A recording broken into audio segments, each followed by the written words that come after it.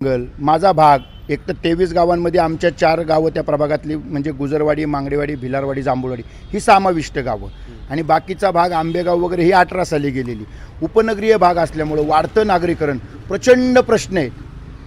इतके प्रश्न आहेत जे दाखवलं जातं आहे ना आत्तापर्यंत. प्रश्न हे सामान्य अजूनही आमच्या भागामध्ये त्या ठिकाणी रस्ता, लाईट, पाणी, ड्रेनेज, त्या ठिकाणी कचरा या व्यवस्थेसाठी लोकांना झगडावं लागते आणि जो मॉडेल दाखवलं जातं तो वेगळा भाग आहे. परंतु या गोष्टीच्या वरती कुणीही लक्ष दिलं नाही. त्यामुळं मी आवर्जून सांगन त्या प्रभागामध्ये पायाभूत सुविधा तर उभ्या करणारच. प्रथम कर्तव्य माझं ते राहील की रस्ता, पाणी, लाईट, कचरा.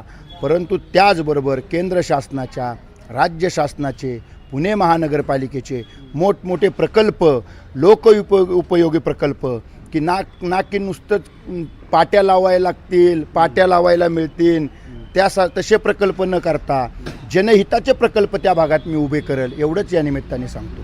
मुरलीधर